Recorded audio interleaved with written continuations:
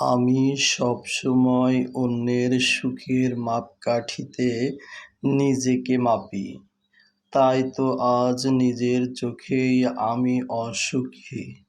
শুভ সকাল।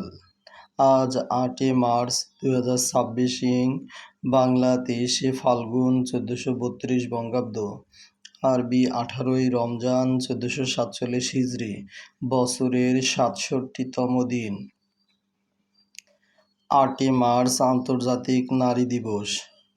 ভারতের একজন বাঙালি লেখক রামকুমার মুখোপাধ্যায় এর জন্মদিন। শুভ হোক সারাদিন। ঋতু পরিক্রমায় এখন চলছে বসন্তকাল। সবাইকে ঋতুরাজ বসন্তের শুভেচ্ছা ও অভিনন্দন। শুভ সকাল। ভিডিওটি ইউটিউবে দেখে থাকলে সাবস্ক্রাইব করুন এবং ফেসবুকে দেখে থাকলে ফলো দিন। রনি মিয়া।